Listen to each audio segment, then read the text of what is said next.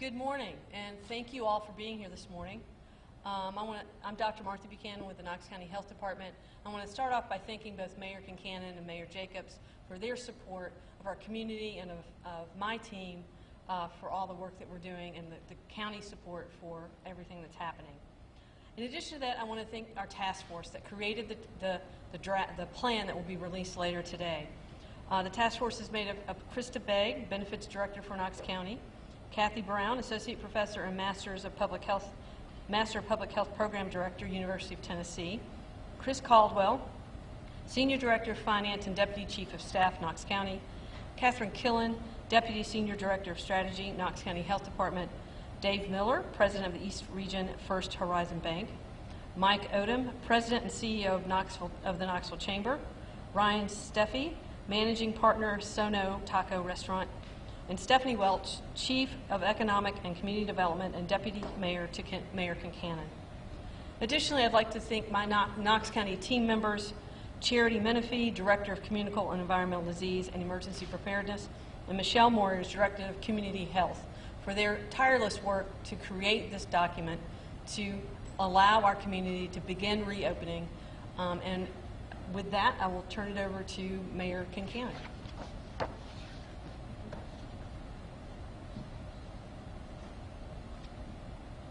Thank you, Dr. Buchanan. Back in March, we acted early and decisively to close things down, an unprecedented, painful, but necessary step to slow the spread of the virus, to buy time so we, hospitals, social service organizations, first responders, and everyday people could adjust, coordinate, and plan. We had PPE drives, we increased testing, we bolstered contact tracing, our hospitals created a surge plan. We learned what physical distancing means, and we practice it. We learned how to make masks, and we wear them in places where we cannot be 6 feet apart. We learned how to Zoom. While many learned ways to work from home, we also renewed our appreciation for the many people who support essential businesses, healthcare workers, first responders, truckers, farmers, grocery store workers. Most importantly, we flattened the curve. Like many of you, I've also learned a lot about COVID-19, about epidemiology, about why it's good that Knoxville's R0 is less than 1. I've also learned that we have an amazing health department filled with actual experts who do this work all the time. The scale of this pandemic challenge is unprecedented, but they know what they're doing. The phased reopening plan Dr. Buchanan is going to describe to you in a few minutes is based on data, grounded in public health principles, and informed by business leaders. It has metrics that tell us when it's safe to move forward, when to pause, and when we need to go back. The plan is a careful, measured way to adapt the economy to a new normal until we have a vaccine. I've taken a little time to study effective crisis management, historic examples as well as places where the COVID-19 response has been effective. What works is this: brutal honesty, frequent and clear communication, a unified approach, realistic hope, and this is what we are doing in Knoxville, and it is working. I want to thank everyone who has worked so hard to flatten the curve. Now is the time to consolidate those gains and to remain vigilant. To borrow a phrase from a great crisis leader, now is not the end of this fight, it is not even the beginning of the end, but it is perhaps the end of the beginning. Thank you.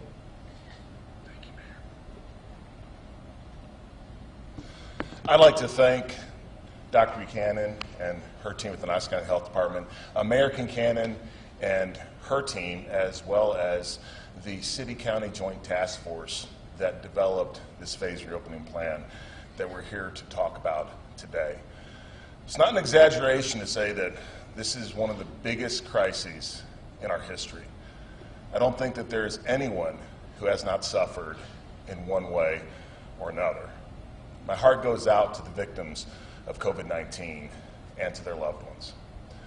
My heart also goes out to the 400,000 Tennesseans who have lost their jobs over the past 5 weeks.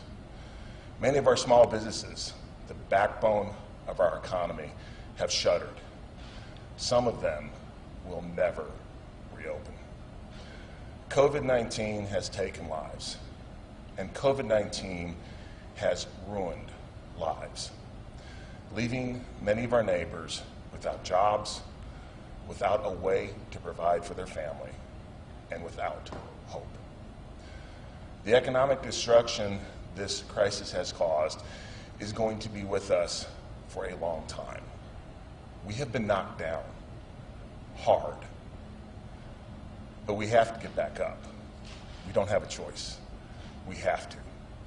It won't be easy, but we're going to do it.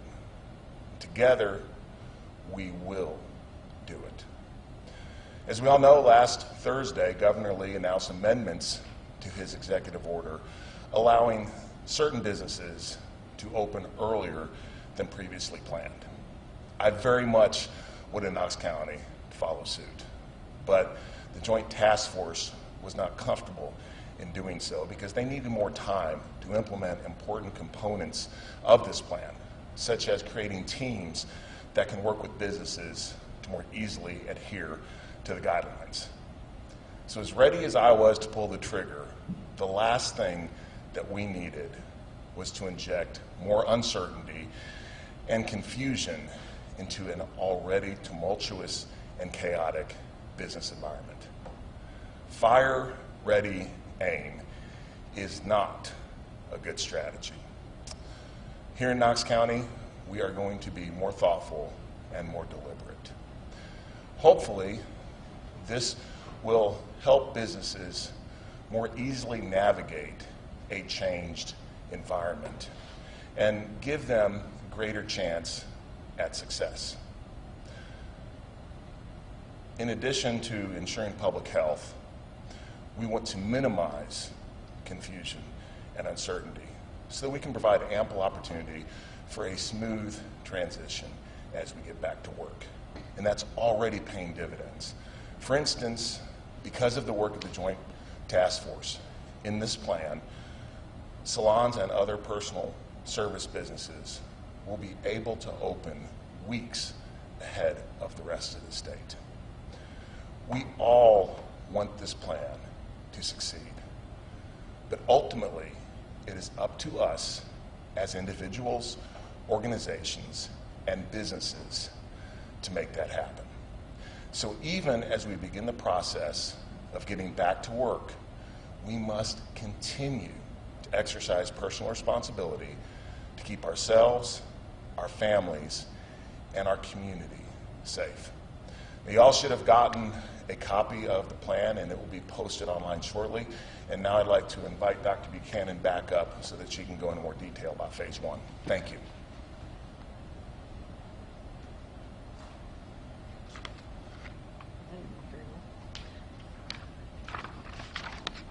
Good morning again. So just as a matter of housekeeping, the Mayor Jacobs mentioned the change in the governor's orders, and so in that change, the 6 metropolitan health departments are allowed to do something different than the state. And in that interest, I have written an order that keeps us with the safer at home standard until the 30th of April, as was previously planned. So nothing changes until the 1st of May here in Knox County. And Mayor Jacobs is right. We needed time to plan, get things in place, and have better support for our business community and for other organizations before we made the change. You know, when we went into the shutdown, we didn't do a great job of that, I don't think, and we learned from that. So we're trying to do a better job of that as a community. It's not just as the health department, but as a community. So that order has been written and will be available online this afternoon. So on to what you really want to know about what's in the plan. One note on what's not in the plan. The plan is not a return to normal before the pandemic. We have a new normal now. This is our next new normal. We're having to adjust to a lot of changes. We're asking our citizens and our businesses and our community at large to make many adjustments, and we'll continue to do that. But again, it's really not just going back to business as usual before the pandemic. It's kind of like a major rock slide on I-40. Okay, kind of like a major rock slide on I-40. And so now we've moved some debris out of the way, and we have one lane for both east and westbound traffic. It's going to be slow, but we encourage patience because we'll eventually get there where we eventually have full flow of traffic both ways. But right now, we've got to take our time, make it safe for the drivers on the road and the workers on the road. So if you can keep that in mind and have the patience that it's going to take us a little while to get all that out of there and get us back to kind of normal business and things as usual. And so just like any job, this has phases. We have 3 phases in our plan.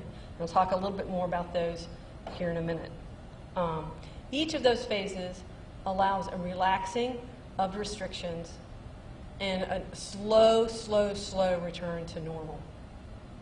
During each phase, there will be guidance for individuals, businesses, and organizations. However, during each phase, we will need to follow in the order of, during each phase, we will need to do certain things in order to successfully move to the next phase. And some of those things are things we're doing now. I look out there and I see some of you wearing masks. It's one of the things we're going to need to keep doing, wearing masks when we can't maintain 6 feet of social distance. COVID-19 is not gone. It's still here. You still need to wear a mask. You still need to stay home if you're sick. You still need to wash your hands regularly and clean surfaces regularly. So all of those things will need to... Okay. I'll need a chair to do that. Sorry. I'm not even that tall. This won't make me much shorter. I know, exactly. Is that better? Is it all these mics? I'm sorry to be so direct, but help me. This mic? Is that better? Is that going to help? We were getting complaints. Okay. That the audio stream wasn't picking up. Okay. I'll do my best. Sorry about that, everybody. So anyway, we're going to still have to keep doing those 5 things. Practice personal distancing, using cloth face masks, washing your hands, sanitizing surfaces, and staying home if you're ill or in quarantine or isolation. Individuals and businesses alike have to look at the plan and decide, based on the guidance and their own risks, how they will implement the recommendations. For some groups, like higher risk individuals, during phase 1, we are recommending you continue to stay at home due to your risk of complications from COVID-19 as much as possible. Because of risk, we are not opening large venues for group gatherings, again, based on risk. It is important to note that if you were operating under the Safer at Home order, you will continue to operate with some relaxation of the recommendations to the next new normal and continue some of the old practices as well, like working and meeting remotely as long as possible. This plan, again, is phased. Each phase is building on the other. How will we decide to move to the next phase? How do we decide to move to this phase? We, public health, look at data and use data to make decisions about when to reopen a nursing home when there's been an outbreak, when to let people go back to a restaurant if there's been an outbreak related to that restaurant. Similarly, we looked at data just on a much larger scale to make the decision about when to move to this phase and when to move to the next phase. One of those pieces of data is a sustained reduction or stability in our case numbers. Those of you who've been watching, you know that our case numbers have just kind of trickled in. That's great. We've been doing that for weeks. So we feel comfortable that that's stable. We do expect that to change when we move into phase 1. Community-wide and sustained or increasing diagnostic testing with consistent or hopefully decreasing test turnaround time. We've seen the sustained numbers of tests being available. We have that happening. I know we're getting our test results back just a little bit faster, on average about 5 days. We'd like that to be slower, less time. Not slower, less time. But that's happened. We've seen that in our community. A sustained or increased public health capability to rapidly interview new cases, identify close contacts, and ensure that isolation and quarantine are in effect. This this first period has allowed my staff to build a plan, test that plan, and know that we can scale that up to address new cases. So we feel confident that we can do that, and we'll continue to watch that and scale that up. Our healthcare system has been able to create a surge plan, come together as a community and create a surge plan, get their plans in place to reserve PPE or preserve PPE, and get staff up as needed. They've canceled elective surgeries to allow for space. So all of those things have happened, so now we can move to the next phase. We'll keep an eye on those things going forward as well. And then another one, which is sadly sustained or decreased COVID-19 related deaths. Deaths from an illness show us not just burden of disease, but severity of disease. And as we know, we've had 4 deaths, unfortunately, from COVID-19 in Knox County. That number may go up, but we'll be watching that number as well. So these are kind of standard things we look at: preparedness, case counts, deaths from any illness, to be able to decide what to do next in public health. Each phase will last at least 28 days. That's based on the incubation period of COVID-19. It's 14 days. If we were to move too quickly and just have a phase that's only 2 weeks long, over the next 2 weeks we might see some cases that are late to evolve. So we want to give ourselves enough time to see what was the impact of the change we made, what were the things that worked, what do we need to back off on. And we'll also probably make some mid-phase adjustments. We're not going to just put this in place and walk away. We're going to put this in place and continue to look at the data, share that information with our leadership, with the business community, and get input and make changes as needed. One thing that we believe that will help everyone in transitioning to this next phase is a recommendation to appoint a COVID-19 coordinator who will be the lead for each site or each organization. We plan to make available information to coordinators via email, a call center, and virtual training. So we want somebody that's the main contact that can help guide your organization with these changes, and we want to provide resources for that person or persons so that they can have the information they need to guide your organization. Many of you will have questions. Please review the plan closely, which will be available on the website later today. Since the Knox County Health Department cannot possibly sign off on every organization or business's plan, or even provide individual feedback to every organization, we are building a multi-agency team to help answer questions. Communicating the details in the plan to every business and organization in the entire county is quite an undertaking. More information about how you can get additional information and how your questions can be answered will also be available on the website. Please be patient with us and our multi-agency team as we anticipate the volume of questions to be high. Finally, I want to thank all of you and our community for working with us to get us to where we are today, to get us to where we can move to a new phase in our response to COVID-19. We still have a long way to go before we are fully open, before we fully open the road of our economy. But I'm confident with your support, we will get there together. Thank you, and I'll open it up for questions.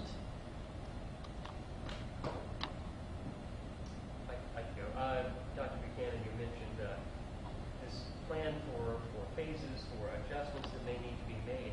If we see a case spike that is beyond what you might normally expect for a reopening of businesses, is that one of the impetuses for a mid-phase adjustment that you've been talking about, and what might that look like? Sure.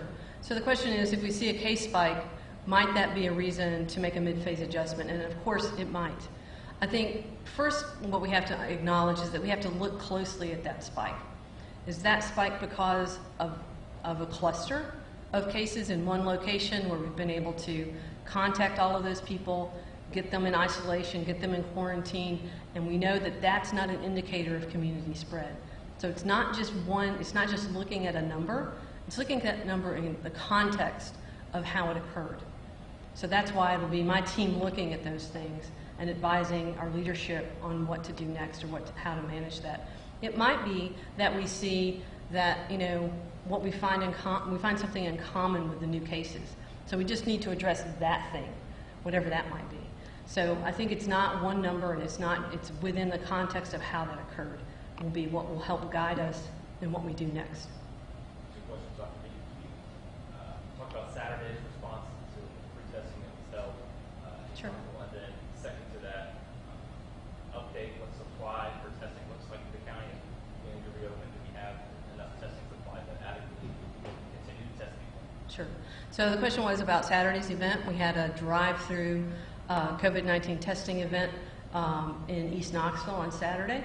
I'm happy to report that we tested over 300 people on Saturday who came through that drive-through event. And I'm also happy to report at this time we have adequate supplies to do testing through this week. We'll be testing on Tuesday, Wednesday, and Thursday. I think I can't remember the exact hours. It's not all day long. At our EPW site, with our Engineering and Public Works site, again, that's a drive-through testing site that people have to make appointments for. We feel comfortable that we have adequate supplies for this week. And as I keep saying, we keep looking for different options for supplies each day. Oh, sorry, we tested over 500 people on Saturday. Okay. A lot of immunocompromised people are afraid to go back to work when things start to reopen. What would be your advice to them? Well, I think, again, it goes back to that individual responsibility and understanding your own personal risk and possibly having a conversation with your physician. We're encouraging business owners to allow folks like that to be able to work from home if that's possible, to make that a longer-term solution for them. But we also encourage folks who are higher risk to really look at their own personal risk and make a decision about what's best for them. Question for the mayor is the governor explained his plans over the weekend, saying that county governments would have the ability to make decisions over cities. And you see Hamilton County and Chattanooga, it's been a flash a little bit. Did that come into play here? And so, just talk a little bit about how that's. No, actually, the Knox County Health Department has purview, and they've done. Sorry. Okay. Can you guys hear me? This mic thing. The Knox County Health Department has purview, and that might be what the governor was referring to. I can tell you that with this particular plan, the city and the county work together on it, along with the health department and along with businesses.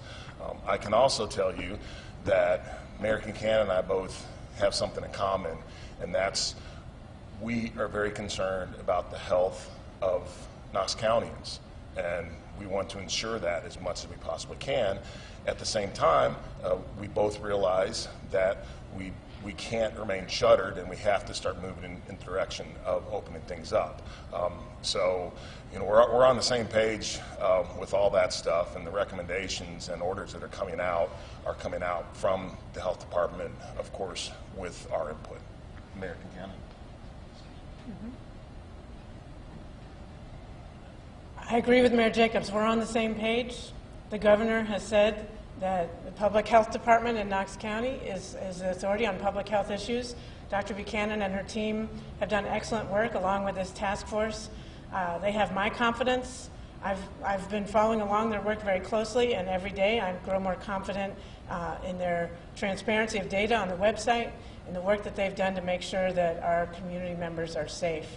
And I applaud their efforts and applaud Mayor Jacobs for working together with the city. And I know that both the city and the county mayors stand behind Dr. Buchanan and will do everything in our power to support the efforts to keep our community safe and also to help our economy reopen in a safe way so we can establish this new normal. So that's where we stand. I think the governor is in alignment and letting our Knox County Health Department lead us together. We're unified. We're on the same page. For anybody too. Going into your plan was logical from the state, just in timeline-wise, how did you go about deciding which businesses to open first? Like, how do you decide which one is safer to go to now versus a month down the road? So the way we made those decisions was to look at the inherent risk of that particular place. There's certain places, like for instance, we've left bars closed because the bars are designed for people to gather close together and socialize, and we really don't want that to happen. So within a restaurant, you can have table service, but with limitations, but your bar needs to be closed. They can still have bar service at the table, but not at the bar. And it's based on the risk, people gathering together, standing close together, and sharing droplets on the surface where the bartender's going to work, or with each other, either one. So similarly, looking at other things, like large venues that are designed for gathering, we decided not to open those. We're leaving playgrounds closed so children don't come to, and think about going to a playground with your kids. There's no way to keep them apart from the other children. So that's how that was made, based on how we know COVID-19 is transmitted and how to protect people. And how are y'all going to make sure, sorry, that this is working? Like, are they going to be punished for doing something wrong? How are you going to know that people are doing this correctly? So, okay, how will we know this is working? Are people going to be punished? How's that going to work? So we do a lot of enforcement at the health department, and about 75% of the venues we're opening are under our purview for regulation. And we have a lot of tools in our toolbox to help people become compliant. Education is the first step. And so our first step is always to educate. And then we get a little more forceful nudging through the powers that I have as the health officer, a letter that goes out, and then other things that can happen. But usually just education. Nobody wants to be that business that, you know, has a cluster. Nobody wants to be that business. And so people are really willing and want to make this work. Yes, absolutely.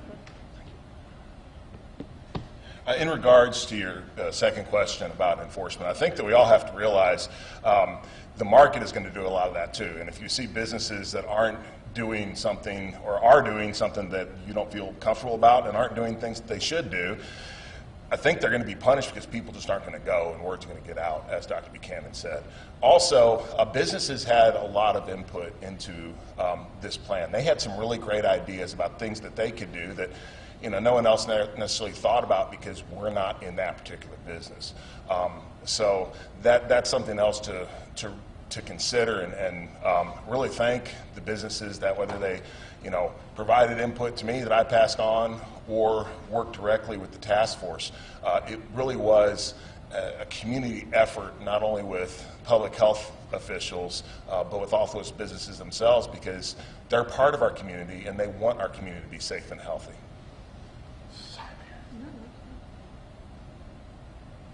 I'll just add that the business owners I've spoken to, and I've spoken to many in all different sectors, they care deeply that their customers stay healthy and that their staff stay healthy, because that's not just the right and humane thing to do, it's also good for their business. And I, for one, am not going to patronize a business until I'm confident that they are following the guidelines that are in this plan. And we're going to be able to offer signs so they can say they've read and are complying with it. And I encourage everyone else to do the same.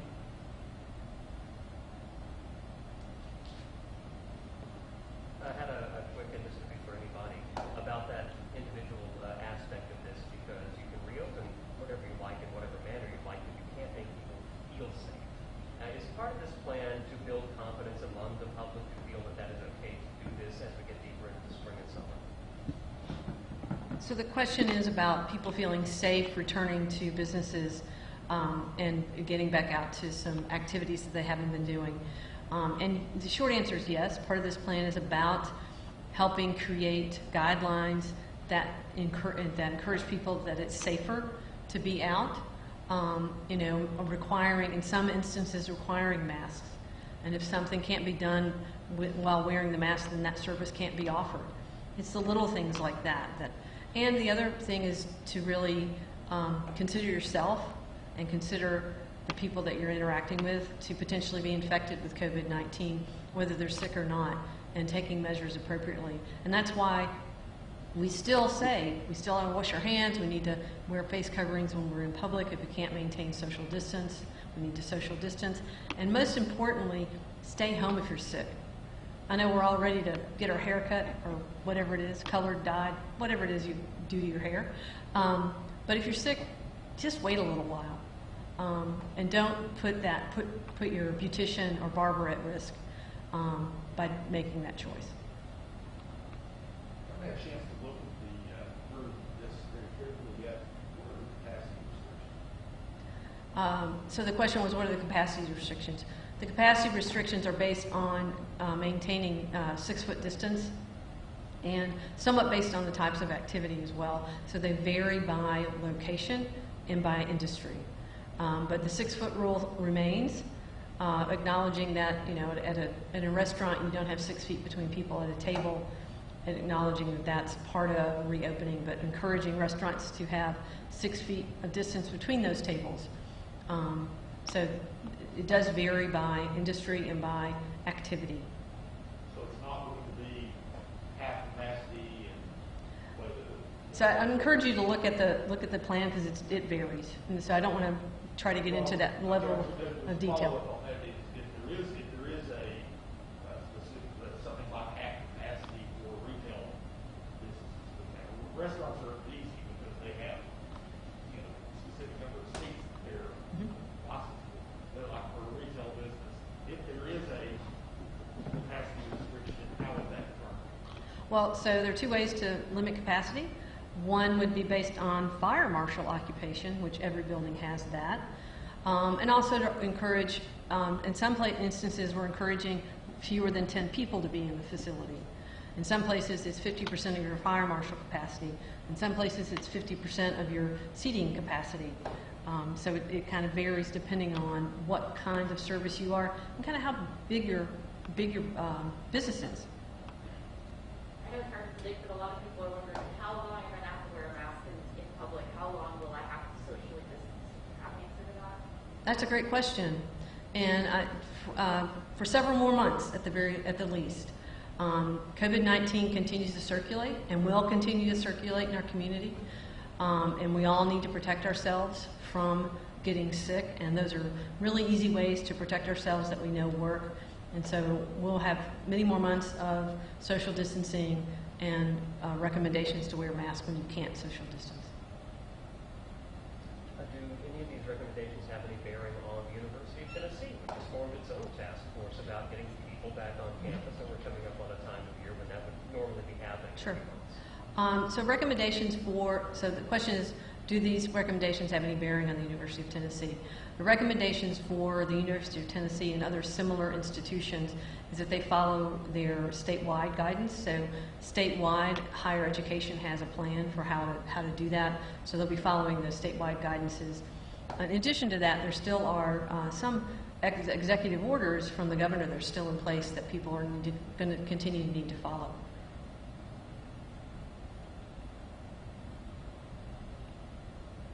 Any other questions? Yeah. Thank you. Thank you.